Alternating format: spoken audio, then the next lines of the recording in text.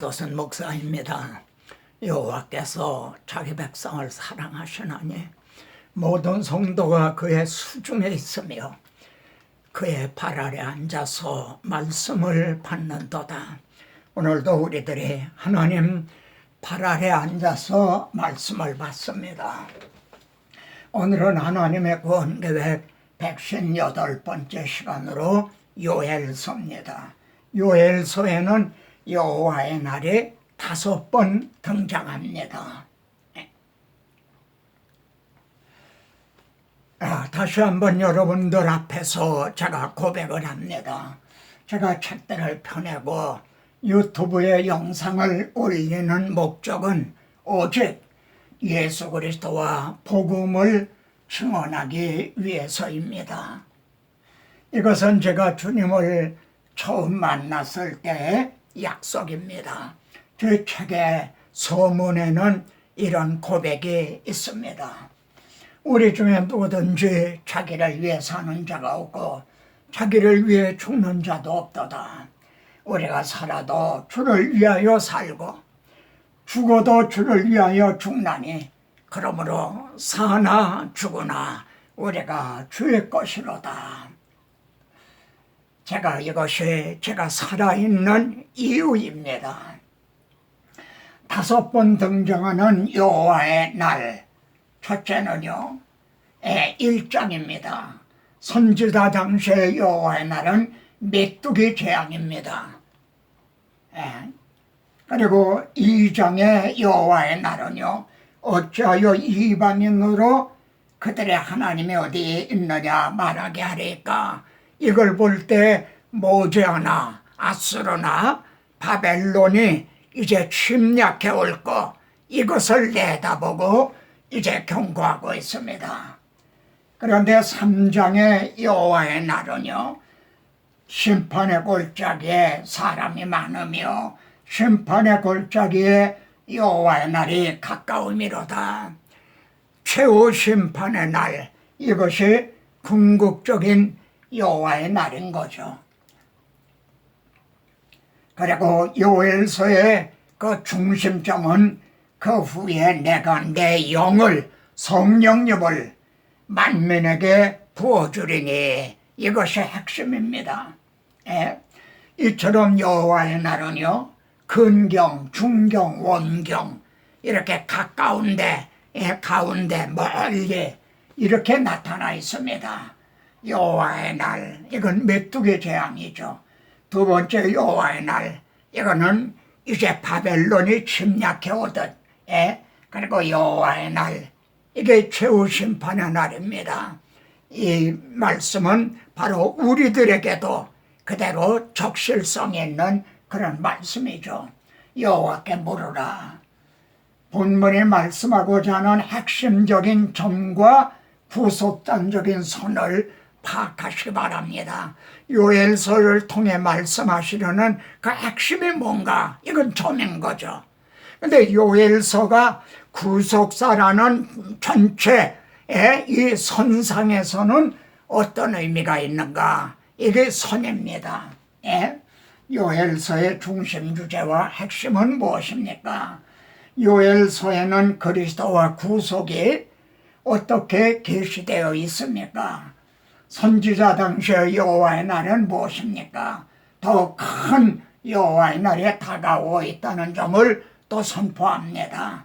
종말적인 여호와의 날을 경고합니다. 하나님께서 행해 주신 큰 일이 있다라고 말합니다. 그게 무엇인가요? 두 방면으로 임하는 여호와의 날, 이런 점들을 우리가 주목하게 볼 것입니다. 중심점은, 중심 주제와 핵심은 뭔가? 자, 요엘서의 중심 주제는요, 내 영을 부어주리니, 이게 중심입니다. 그런데 핵심은, 그럼 그 성령을 부어주심으로 구원을 얻게 된다는 겁니다. 거듭남으로, 중생함으로 구원을 얻게 된다. 이게 핵심인 거죠. 그 후에 내가 내 영을 만민에게 부어주리니, 누구든지 여호와의 이름을 부르는 자는 구원을 얻으리니. 예? 여기에서요, 유대인들, 이스라엘은 구원을 얻는다, 그렇게 말씀하고 있지 않습니다. 또 내 영을 이스라엘에게, 선민 이스라엘에게 부어주리니, 그러시지도 않아요. 만민에게 부어주신다. 그리고 누구든지 유대인이나 이방인이나 주의 이름을 부르는 자는, 그 십자가 복음을 믿는 자는 구원을 얻으리라, 이렇게 말씀합니다. 베드로입니다. 오순절날 말이에요, 성령이 임했죠. 그래서 각국 나라 말로 말하기 시작을 했어요. 그러니까 저들이 술이 취했다. 그때 베드로는요, 이거는 요엘로 말씀하신 것이 그대로 응하여진 거다. 봐라, 말세 내가 내 영을 모든 육체에게 부어주리니 하시지 않았느냐. 예? 누구든지 주의 이름을 부르는 자는 구원을 받으리라 하신 그 말씀이 성취된 거다. 예? 여러분, 요엘서에 말해요, 행간을 읽으시기 바랍니다. 그리스도와 구속을 만나시기 바랍니다. 그 후에 이렇게 됩니다. 그 후가 무슨 후란 말인가? 예?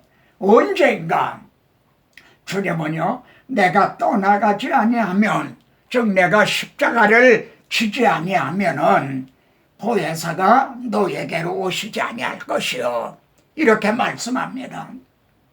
우리 주님의 십자가상에서 다 이루었다, 테테레스 다, 그리고 맡겼던 휘장을 열어주시면은요, 그때 그 위에 성령님이 오신다는 거예요.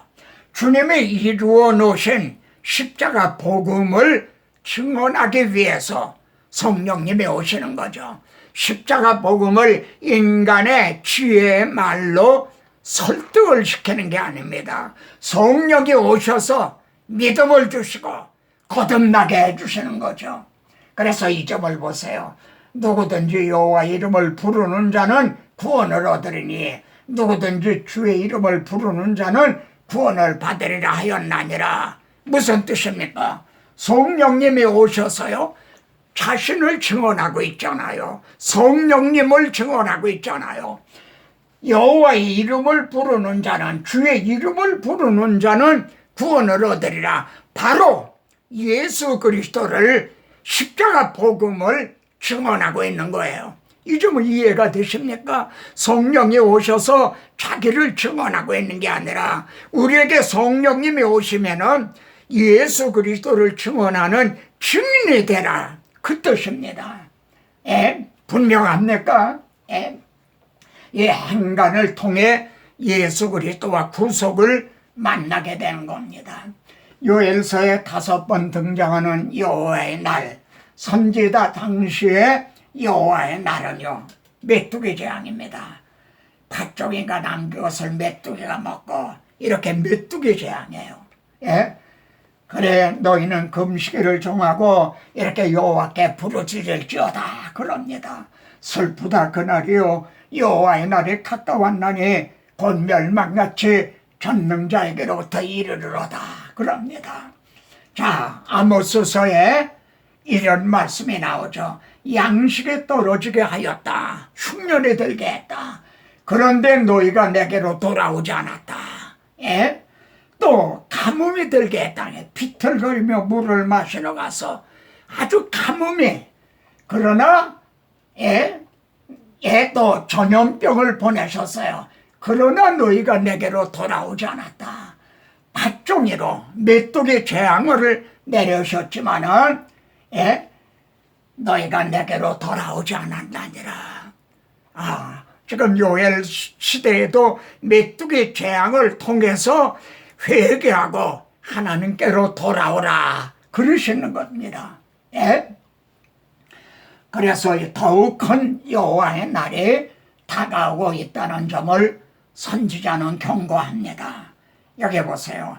여호와께서 그의 군대 앞에서 소리를 지르고 명령을 행하는 자는 강하니, 이게 무슨 뜻입니까? 여기 군대는 예를 들어 바벨론의 군대인 거예요. 그런데 하나님께서 군대 앞에서, 그러니까 바벨론 군대를 이끌고 예? 메시아 언약을 버리고 우상을 숭배하는 이 유대인들을, 이스라엘을 공격하러 오신다는 거예요. 이해가 되십니까? 여호와께서 그의 군대 앞에서 바벨론 군대를 이끌고 말입니다. 소리를 지르면서 명령하시면서 오신다는 거예요. 이 점을 여러분 주목해 보시기 바랍니다. 여호와의 날이 크고 심히 두렵도다. 당할 자가 누구이랴. 그래서 마음을 다하여 내게로 돌아오라. 이런 날이 올 테니 마음을 다하고 이래 돌아오라. 너희는 옷을 찢지 말고 마음을 찢고 너의 하나님 여호와께로 돌아올지어다. 그러나 그들은 돌아오지 않았습니다. 여기 보면은 이방 나라들로 그들을 관할하지 못하게 하옵소서. 분명히 이방인 바벨론이 쳐들어올 거, 이걸 말씀하고 있죠.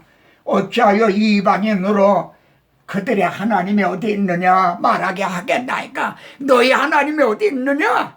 하나님이 살아계시다면 이렇게 예루살렘이 멸망하고 성전이 불타겠느냐? 이렇게 조롱을 한다. 그렇게 하지 말게 해주세요. 그래서 말입니다. 시편 기자는요, 사람들이 종일 내게 하는 말이 내 하나님이 어디 있느냐 하오니 내 눈물이 주야로 내 음식이 되었도다. 무슨 뜻입니까? 내가 고난당하는 거, 내가 지금 바벨론의 포로로 잡혀온 거, 이것이 문제가 아니에요. 이로 말미암아 꼴 좋다. 내가 믿는 하나님이 어디 있느냐? 우리가 믿는 신이 이겼다. 종일 하는 말이 내 하나님이 어디 있느냐? 이것은 견딜 수가 없다 이거예요. 자신이 당하는 고난은 이건 참을 수가 있지만 우리 때문에 하나님의 이름에 욕을 돌리는 거, 내 하나님이 어디 있느냐? 이거는 참을 수가 없다. 내 눈물이 주야로 내 음식이 되었도다. 형제도 그러합니까? 종말적인 여호와의 날을 경고합니다. 내가 거기에 앉아서 사면의 민족들을 다 심판하려도다. 메뚜기 재앙으로 시작이 된 요엘서가 말이죠, 최후 심판으로 이렇게 내다보고 있는 거예요. 너희는 낯을 써라. 곡식이 익었도다. 추수할 때가 됐다는 거죠. 근데 이거는 좋은 뜻의 추수가 아닙니다. 멸망의 추수예요. 와서 밟을지어다. 포도주 틀을 밟아라 이거예요. 그러면 포도송이가 다 부서지죠. 그리고 거기에서 포도즙이 나오죠. 막 피가 쏟아지는 거죠. 계시록에도 그 장면이 나와요. 여기 보면 사람이 많으며 심판의 골짜기에 사람이 많으며 심판의 골짜기에 여호와의 날이 가까움이로다. 다시 상기시킵니다. 요엘서는 메뚜기 재앙으로 시작을 해서 이렇게 최후 심판으로 이렇게 우리를 인도해 주고 있습니다. 이런 것이 없는 자는 맹인이라 멀리 보지 못한다 이거죠. 여러분, 오늘날 우리가 코로나라고 하는 이 전염병 재앙만 보고 있는 게 아닙니까? 더 큰 여호와의 날이 다가오고 있다는, 그리고 마지막 최후 심판의 날이 다가오고 있다는 걸, 이 점을 우리는 담대하게 증언해야 되는 겁니다. 이는 큰 일을 행하셨습니다. 2장 20절에서 그렇게 말씀합니다. 하나님께서 큰 일을 행하셨다는 거예요. 21절에서도요, 땅이여 두려워하지 말고 기뻐하며 즐거워할지어다. 여호와께서 큰 일을 행하셨음이로다. 무슨 일을 행해 주셨나요? 시온의 자녀들아 기뻐하며 즐거워하라. 그러니까 선지자 당시의 큰 일은 메뚜기 재앙이 끝나게 해주신 걸 거예요. 그런데 시편에서 말입니다. 또 여호와께서 우리를 위하여 큰 일을 행하셨으니 우리는 기쁘도다. 또 큰 일을 행해 주셨다고 이제 진술합니다. 그때는요, 바벨론의 포로들을 돌아오게 해주신 거예요. 그러면은 우리들에게 행해 주신 큰 일이 뭡니까? 여러분, 다시 이걸 강조합니다. 이거 참 중요한 점입니다. 구약교회 행해 주신 두 가지 큰 일이 있어요. 그리고 신약교회 행해 주신 또 두 가지 큰 일이 있어요. 첫째, 출애굽입니다. 유월절 어린 양의 피로 출애굽 예벌해 주셨죠.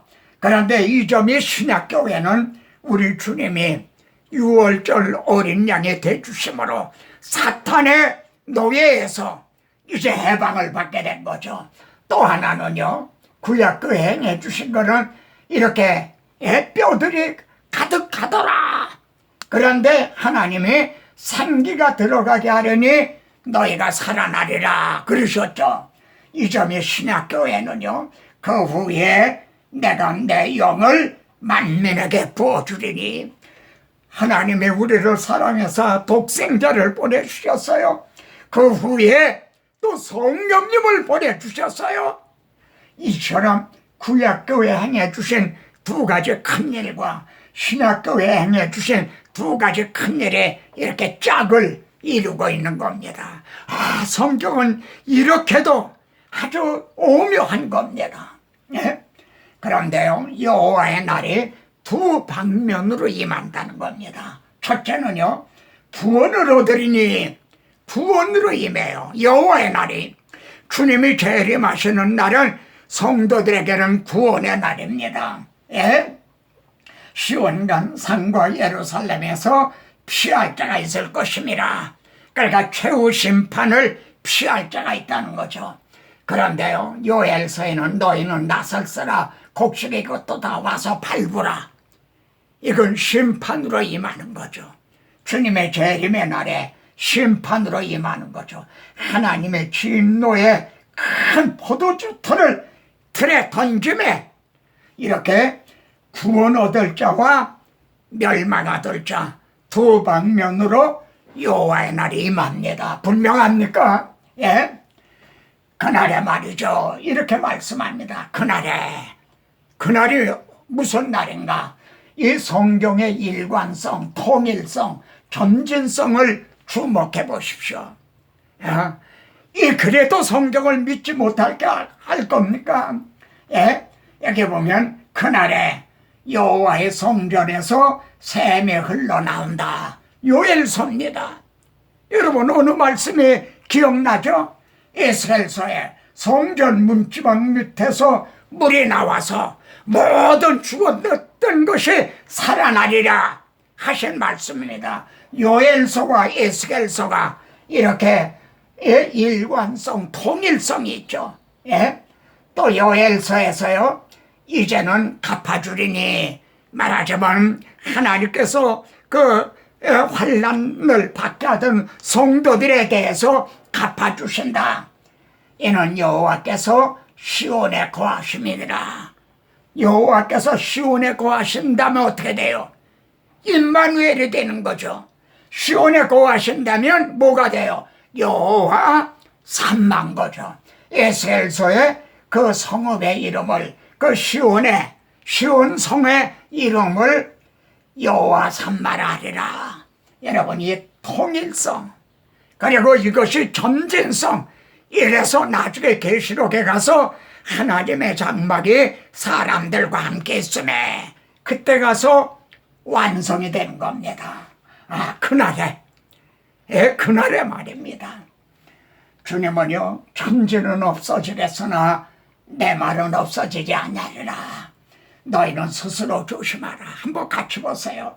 그렇지 않으면 방탕함과 술 취함과 생활의 염려로 마음이 둔하여지고, 그렇게 되지 않도록 스스로 조심하라.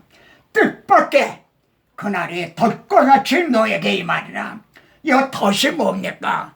날아가는 새가 탁 잡히는 거예요. 쪽제비가, 날래 쏙제비가 잡혀요.